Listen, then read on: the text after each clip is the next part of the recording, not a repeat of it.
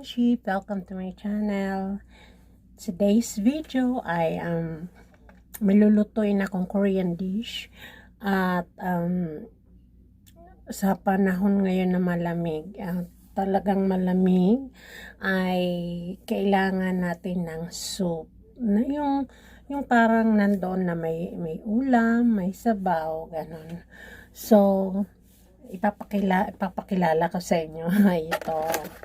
Actually, bumili na lang ako ng mga naka-prepare na kasi kumpara doon sa anong tawag, malengke pa ako kasi guys, hindi ko kaya yung lamig. So, eto nabili ko sa Mart. Ang pangalan niya is Budae. Budae in English is spicy sausage stew. So, ang mga ingredients niya, buksan natin. Syempre guys, bumili ko rin to dahil paborito ng aking mga junakis. Dahil mahilig sila sa sausage. So, ayan. Oh my lord. So, ayan mga friendship. Alam mo kung ano to. Ito yung soup. Ang tawag niya sagol. Ang soup na to is sa buto ng nilagang mga buto ng baka. Kaya yan, nakapak na siya. Pero hindi yan kakasya. So, lalagyan ko na lang ng tubig. At saka, ayan, nakapak na rin yung yung green onions, saka yung sibuyas.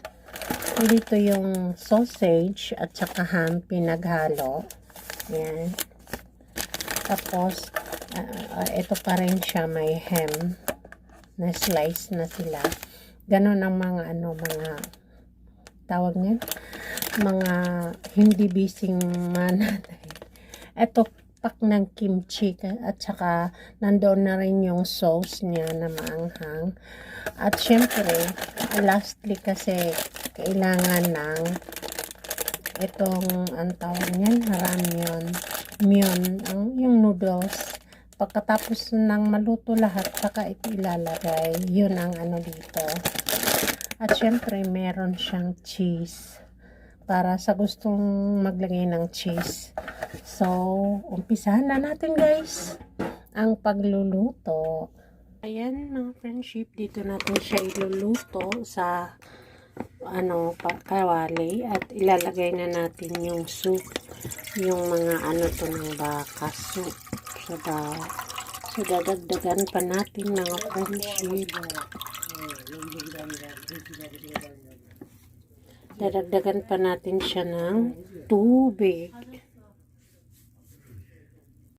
So, ayan guys, lalagyan natin siya ng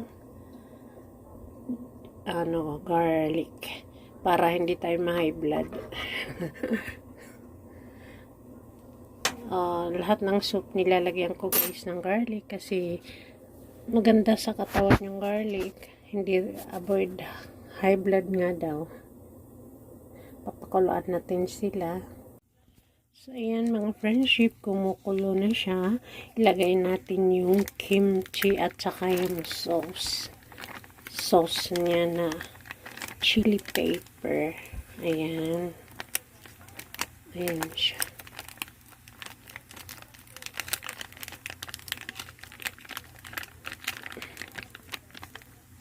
Ayan. Hulog na siya. So, pakuluin ulit natin. Ayan mga friendship, kumukulo na siya. Ilalagay natin yung ham, tsaka sausage sa loob. Ayan.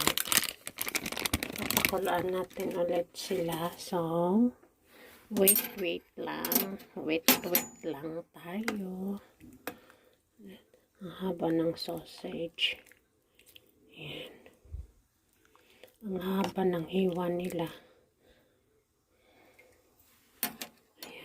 Wait lang natin ulit. Ayan mga friendship, kumukulo na ulit siya.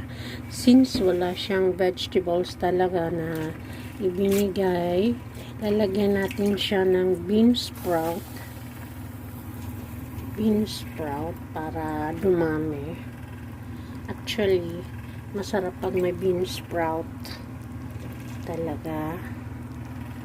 Yan ang ginagawa ko. Lalagyan ko ng bean sprout. So, haluin natin ulit at pakuluan lang siya. Okay, buddy. Finally, tapos na siya mga friendship. Lalagyan natin ng spring onions or green onions.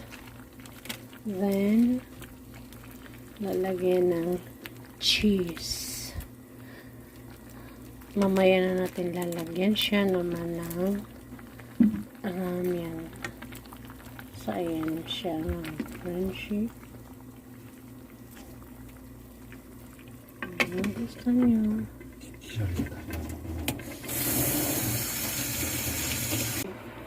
Finally guys, it's done. Ayan. So kung nagustuhan nyo yung recipe ko for today, please like, comment, and subscribe. At don't forget to press the button.